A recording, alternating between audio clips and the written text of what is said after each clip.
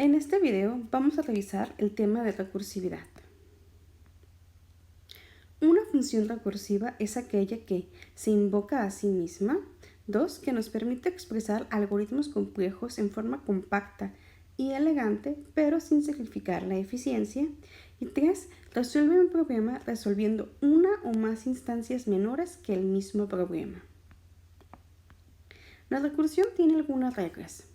Primero, siempre debe de existir un caso base que se resuelva sin hacer uso de la recursión. Segundo, cualquier llamada recursiva debe de progresar hacia un caso base.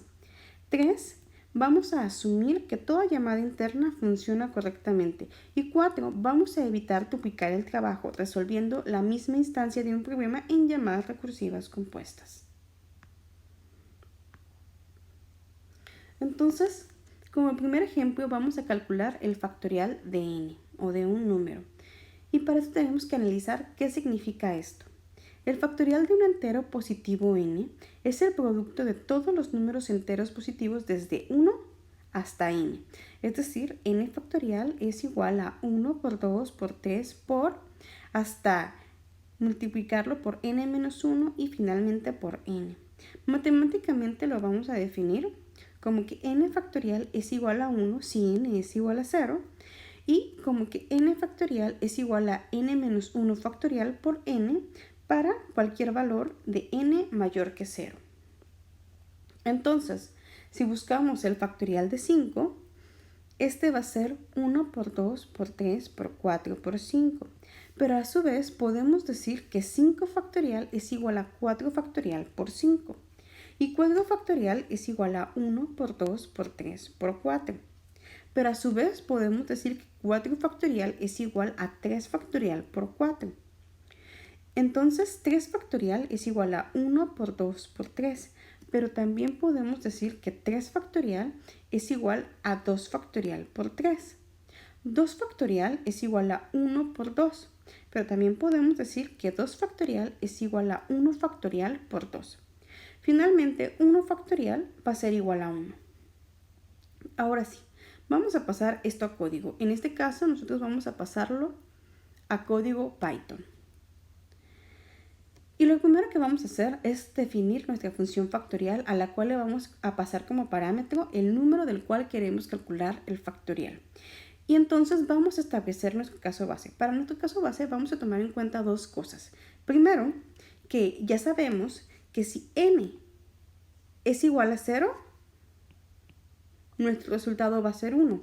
Y por las operaciones que acabamos de hacer, sabemos que cuando estamos buscando el factorial de 1, el resultado también es 1. Entonces,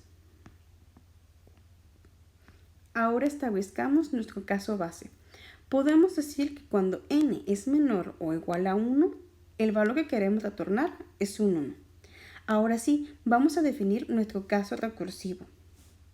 Y entonces, cuando n no sea menor o igual a 1, lo que vamos a hacer es llamar la función factorial, pero en n menos 1. Y el resultado lo vamos a multiplicar por n.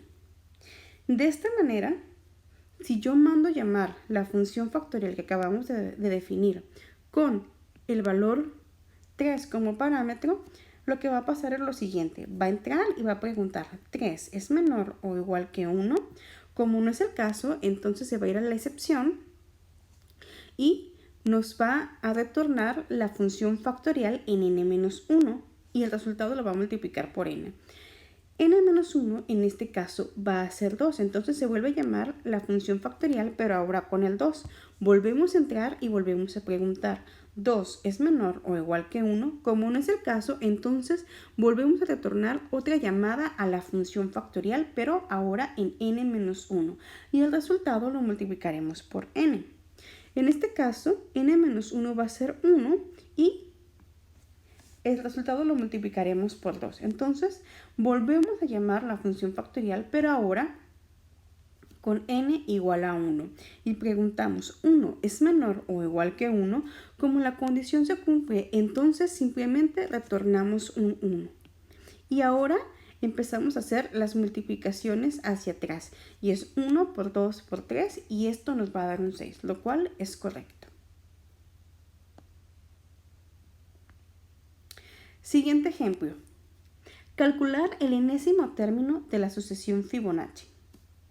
Vamos a ver qué es la sucesión Fibonacci.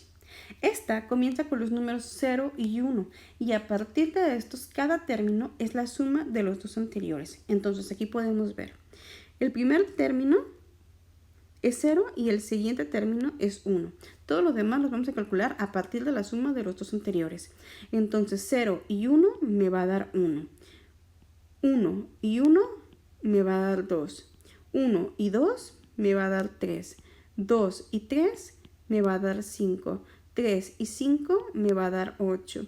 5 y 8 me va a dar 3. Y así consecutivamente. Entonces, a esta sucesión la podemos definir por las siguientes ecuaciones. El término 0 de la serie Fibonacci es 0.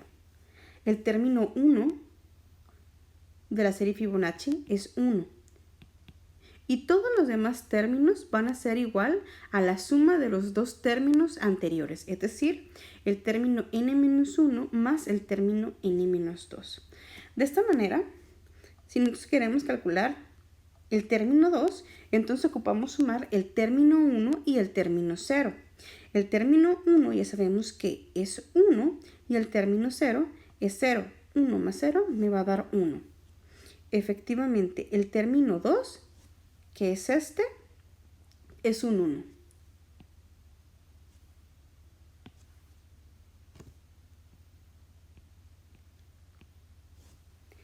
El término 3, tenemos que sumar el término 2 y el término 1. El término 2 es un 1 y el término 1 también es un 1. Por lo tanto, el término 3 va a ser igual a 2. Y como podemos ver, efectivamente, el término 3 es el valor 2. Para calcular el término 4 vamos a sumar el término 3 y el término 2. El término 3 es un 2 y el término 2 es un 1. Entonces 2 más 1 me va a dar 3. Y ya vemos que el término 4 efectivamente es un 3. Y así consecutivamente. Ahora vamos a pasar esto a código.